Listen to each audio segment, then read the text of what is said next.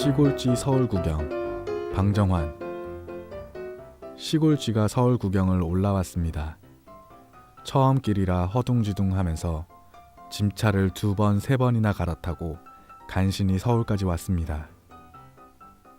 직행차를 타면 빨리 온다는 말도 들었지만 그래도 짐차를 타야 먹을 것이 많고 사람의 눈에 들킬 염려도 적으므로 짐차를 타고 온 것이었습니다.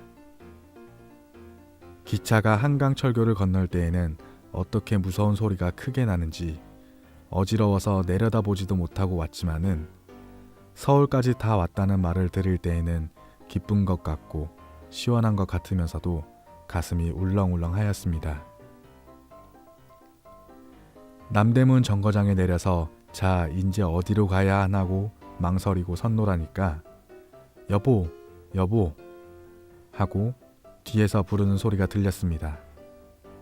보니까 이름은 몰라도 역시 자기와 같은 지임으로 할아버지나 만난 것처럼 기뻐서 처음 뵙겠습니다만 길을 좀 가르쳐 주십시오. 서울은 시골서 처음 올라와서 그럽니다. 하고 애걸하듯이 물었습니다. 글쎄, 처음부터 당신이 시골서 처음 온 양반인 줄 짐작했습니다. 서울 구경하러 올라오셨구려. 네, 죽기 전에 한번 서울 구경 좀 해보려고 그래 벼르고 별러서 인제 간신히 오기는 왔지만 와보니 하도 어마어마하여 어디가 남쪽인지 어디가 북쪽인지 분간 못하겠습니다 그려. 우선 여관을 정해야겠는데 어느 여관이 좋은지 알 수 있어야지요. 첫째, 그놈의 고향이 없는 여관이라야 안 합니까? 그럼 여관으로 갈 것 없이 나하고 우리 집으로 갑시다 그려. 그럼 돈도 들 염려 없고 고양이도 감이 오지 못하는 집이니까요. 뺑 돌아가면서 새로 된 양옥집이니까요. 네? 양옥집이어요? 훌륭한 집에 계십니다 그려. 서울 왔다가 양옥집 구경도 할 겸 그럼 댁에 가서 패를 끼칠까요? 패가 무슨 패예요. 자, 나를 따라오셔요. 까딱하면 길을 잃어버립니다.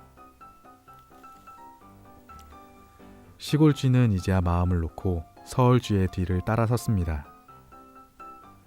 저기 소리를 뿡뿡 지르면서 달아나는 것이 저것이 자동차라는 것이랍니다. 다리 부러진 사람이나 앉은 뱅이나 그렇지 않으면 중병든 사람이나 타고 다니는 것이지요. 저기 잉잉 울면서 집채만한 것이 달아나는 것은 전차라는 것입니다. 늙은이나 어린애나 아이 뵌 여자들이 타고 다니는 것이지요. 돈 5점만 내면 거진 10리나 되는 데까지 태워다 주는 거예요. 우리도 저것을 타고 갔으면 좋으련만 우리는 타면 곧 밟힐 테니까 그래서 못 타지요. 아이고, 구경 삼아 걸어가는 것이 좋습니다. 그런데 지금 어디 불이 났습니까? 난리가 났습니까? 왜 사람들이 저렇게 황급히 뛰어갑니까? 불은 무슨 불이여요. 서울 사람들은 의뢰 걸음걸이가 그렇지요. 서울서 사는 사람이 그렇게 시골처럼 담배나 피워 물고 한가히 지내서야 살 수 있겠습니까? 굶어 죽지요. 저렇게 바쁘게 굴어도 그래도 돈벌이를 못하는 때가 많으니까요. 그리고 우선 전차, 마차, 자동차, 자전거가 저렇게 총알같이 왔다 갔다 하는데 시골서처럼 한가히 굴다가는 당장에 치여 죽을 것 아닙니까? 따는 그러겠는걸요. 구경만 하기에도 눈이 핑핑 도는 것 같은걸요. 자, 저것이 남대문입니다. 아이고, 참 굉장히 큰걸요. 저 문 위에 올라가면 어떻게 넓은지 우리들에게는 연병장 벌판 많아야 좋지만 먹을 것이 없어요. 그래서 텅 비었지요. 이야기를 들으면서 눈을 두리번 하면서 서울쥐를 따라 한참이나 갔습니다. 자, 다 왔습니다. 저기 새빨간 양옥집이 보이지 않습니까? 저 집이야요. 보니까 참말 새빨간 칠을 한 우뚝한 높은 집이 높다랗게 서 있었습니다. 참 훌륭한 댁입니다 그려. 아주 새빨갛습니다 그려. 저 위에 노랗게 달린 것들은 들창인가요? 네, 그것이 들창으로도 쓰고 드나드는 대문으로도 쓰는 것입니다.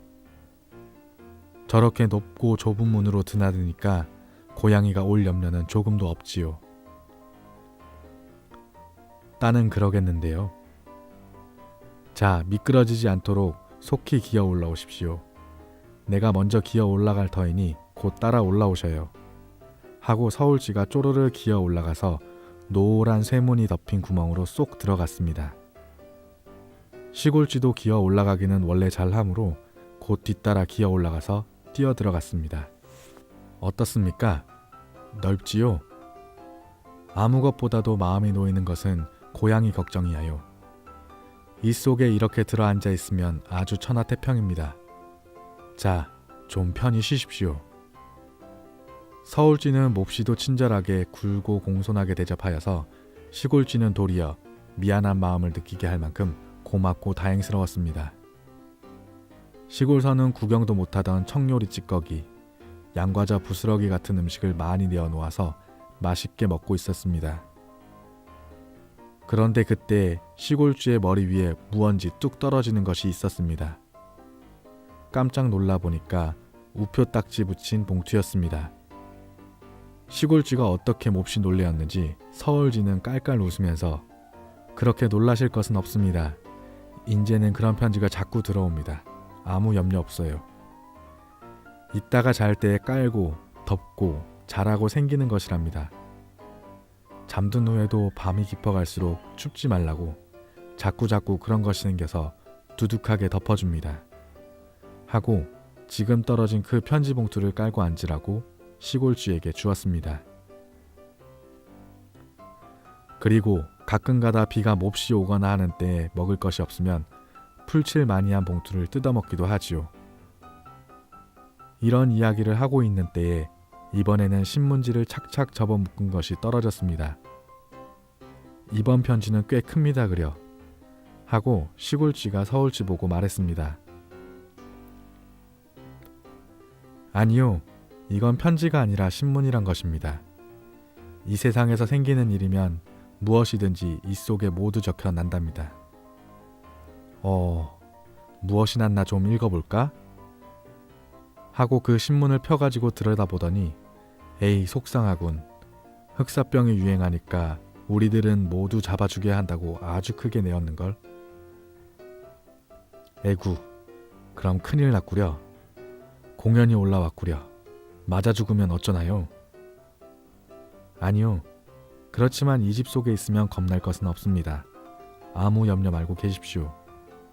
시골쥐는 간신히 마음을 놓고 편지를 깔고 신문지를 이불로 덮고 드러누워서 피곤한 판에 고단하게 잠이 들었습니다. 시골 손님이 잠자는 동안에 나는 나가서 먹을 양식을 얻어가지고 와야겠다. 하고 서울쥐는 밖으로 나갔습니다. 한참 지난 후 밤이 차차로 밝아올 때였습니다. 제그럭제그럭 하고 머리맡에서 이상스런 소리가 나므로 시골쥐는 신문지 이불 속에서 눈이 띄어서 움찔하였습니다. 큰일 났지요. 벼랑간의 머리맡에 있는 누런 문이 밖으로 열리면서 커다란 손이 쑥 들어오더니 거기 있는 편지고 엽서고 신문지고 모두 휩쓸어 내가더니 문턱에서 굉장히 큰 가방 속에 몰아넣었습니다. 신문지 밑에 웅크리고 있던 시골쥐도 그 통에 휩쓸려 가방으로 들어가고 째꺽 하고 가방문까지 잠겨버렸습니다. 어쩐 영문을 모르는 시골쥐는 이렇게 가방 속에 갇혀서 어디로 가는지 어떻게 되는지 겁도 나고 갑갑도 하여 입으로 각작각작 가방 가죽을 뜯어 물어떼어서 구멍을 뚫어놓고 그리고 얼굴을 쑥 내밀고 형편을 살펴보았습니다. 자기가 갇혀 있는 가방은 어떤 누런 모자 쓰고 누런 양복 입은 사람의 어깨에 메어져 그의 궁둥이에 매달려서 지금 어디로인지 자꾸 가는 중이었습니다. 아직도 이른 새벽이건만 서울 남대문 안은 퍽 복잡하였습니다. 전차가 잉잉 하면서 달아나고 인력거가 이 길 저 길로 곤두박질해 다니고 자전거가 따르릉 따르릉 하고 달아나고 마차 끄는 말까지 아무 일 없는 강아지까지 급급히 뛰어가고 뛰어오고 하였습니다. 대체 서울이란 굉장히 크고 좋기도 하지만 굉장히 바쁘게 다니는 곳이다 고 시골쥐가 생각할 때에 어느덧 자기를 메고 가는 누런 양복쟁이는 어느 커다란, 이번이야말로 남대문 정거장같이 큰 벽돌집 뒷문으로 쓱 들어갔습니다. 들어가서는 마치 더러운 북덕이를 버리듯이 가방에 가지고 온 편지들을 커다란 채롱 속에 쏟아부었습니다. 이크! 쥐다! 쥐가 우편 가방에서 나왔다 하고 누런 양복쟁이가 소리를 지르니까 여러십 명 되는 사무원들이 어디 하고 우르르 몰려와서 시골쥐를 잡으려고 소동을 하였습니다. 그러나 시골쥐는 잡히지 않고 간신간신히 도망하여 마루 밑에 숨었습니다. 아, 서울은 무섭다. 무서운 곳이다. 서울쥐들은 친절하지만 양옥집도 무섭고 흑사병도 무섭다. 에헷. 가방 구멍으로 내다보고 서울 구경을 꽤 한 셈이니 인제는 달아나야겠다. 어서 달아나야겠다. 하고 그날로 곧 시골로 내려갔습니다.